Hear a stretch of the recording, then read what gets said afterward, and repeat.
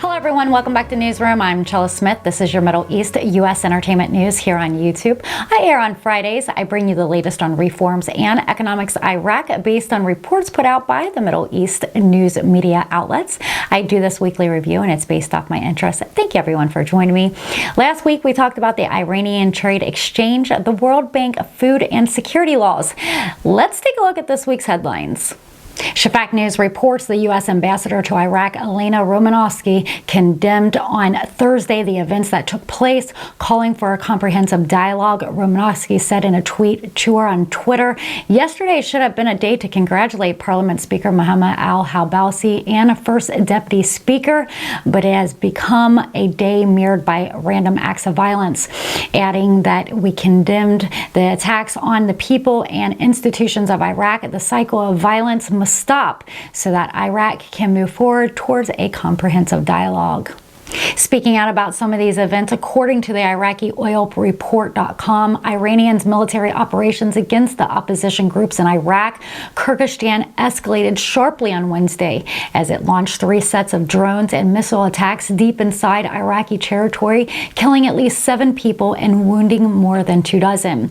Iran has been shelling remote areas along the borders of the Iraqi Kurdistan since Saturday in retaliation against the opposition groups and assessing of supporting anti-government protests inside of Iran. Wednesday's attack struck deeper into the heart of Erbil and the Sulaymaniyah province, highlighted the risk that Iran's violent repression for Iraq. Shafak News reported the American and British governments recalled on Wednesday the 3rd anniversary of the October revolutions, and while they stressed that they would not allow reoccurrence of the Green Zone events and armed clashes, they indicated that only legitimate way to achieve the reform is through constructive and comprehensive dialogue. The U.S. Embassy said in a statement published on the official Facebook account, noting that approaching the 3rd anniversary of October's protest revolutions in 2019 and nearly a year after formation of the government after the recent early elections, the government of the United Kingdom and the United States of America expressed their solidarity with the Iraqi people and their support for their quest for democratic reforms. She also added they were concerned that after several months of internal negotiations, Iraq is still without a government empowered to address the economic and governance turmoil that's turned to ignite the Tashreen protest movement, which prompted early elections. The embassy continued, the path of reforms cannot be paved through violence. The violence we witnessed on August 29th and 30th cannot be allowed to reoccur. The only legitimate way to achieve reforms and form a government that responds to people's needs is through constructive and inclusive dialogue. She also added that all parties are to engage into peaceful, legal, and inclusive process with the aim of forming a government with full powers that can improve services, create job opportunities, enhance national unity, and make the political system work better for all Iraqis. She also concluded that in the end of this Iraqi affair, how to get out of the political impasse is up to the Iraqis only.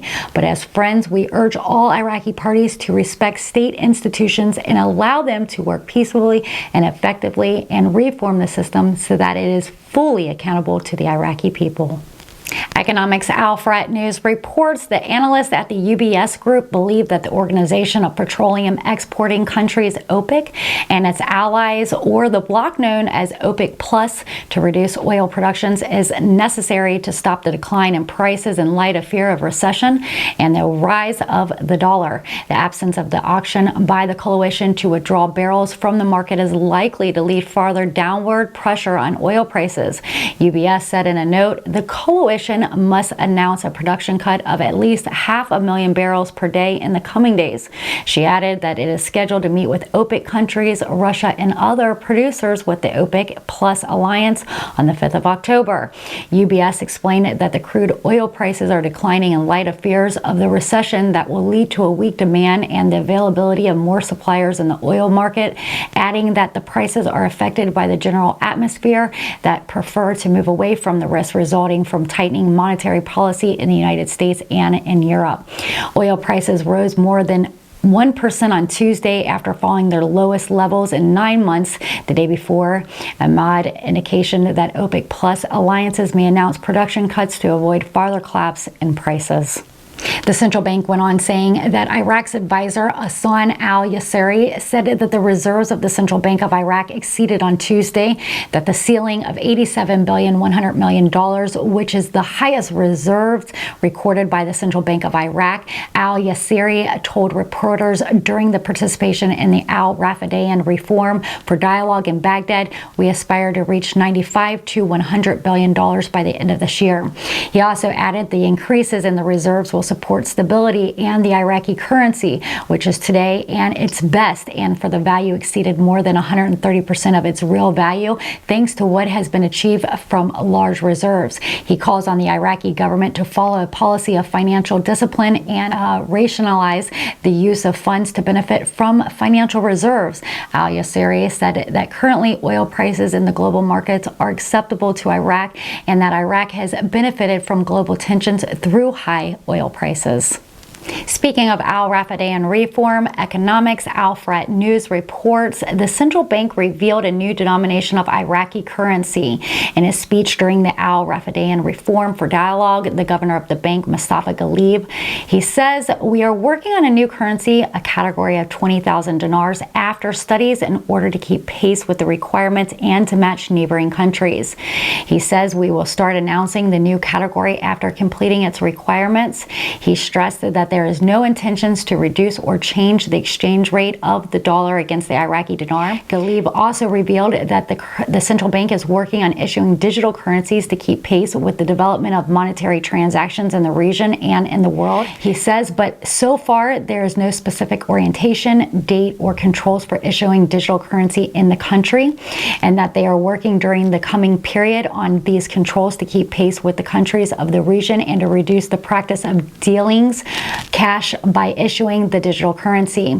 Ghalib pointed out that deleting zeros from the currencies is a previous project submitted by the central bank and requires amendments and requires legislation, stressing that the atmosphere must be provided to accept such transaction. He also says that we have reduced the interest rates on loans providing to finance projects in the initiative of the central bank, and that they have worked to implement international standards to combat money laundering. He also explains that Iraq's exits from the European Union list of high-risk countries gives support to the movement of the economy and financial and banking sector.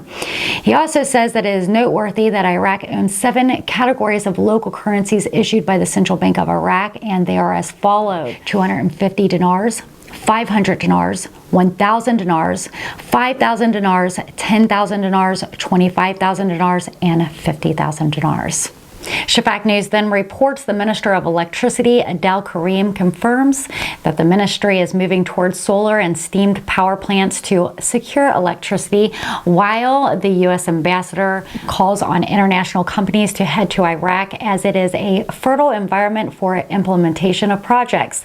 The ministry's media office said that the Minister of Electricity received in his office in Baghdad the U.S. ambassador to Iraq, Elena Romanovsky, and that they discussed the importance of electricity interconnection projects and the extent of their strategies for a national grid. The Iraqi minister said that the ministry went in several directions with the Gulf, the Kingdom of Saudi Arabia, the Kingdom of Jordan, and Turkey in this regards, adding that the great renaissance that they have worked on to introduce a large number of projects, stations, and carrier lines, which have been out of order for a long time, which contributes to a clear stability of the national system. Karim points out that the ministry has continued to work on diversifying energy sources and contracting with international companies to establish solar power plant projects, which the ministry was keen to distribute in most governorates of Iraq. And the ministry pays great attention to wind projects for energy productions, as well as generating electricity from waste recycling in coordination with the secretariats, departments, municipality, and local governments. And he indicated that the prepared plan include installation of combined cycled units and the establishment of new steamed stations that will be backed up load-centered for the system. For her part, the U.S. ambassador confirmed that she is keeping pace with the development of the electricity sector in Iraq with care and attention, and she urges sober companies to work in Iraq as it is a good and suitable environment for work, especially the electricity sector. And you've been watching Newsroom Weekly Review. I'm Chella Smith, your Middle East U.S. entertainment news on reforms and economics, bringing you the latest Dinar news without having to keep up with all the different outlets. I'm here on YouTube every Friday, so don't forget to subscribe. And if you like my content, give me a thumbs up. I have opened up a Telegram group under Newsroom Chella Smith where you can review all our weekly calls, our shows, appearances, and our upcoming events. We are also on Patreon for if you miss any of those events. Thank you, everyone, for all your kind support, your shares, the comments, and all your lovely, lovely support through all the time that I've been here on YouTube. I appreciate each and every one of you. I'll see you guys next show. Take care.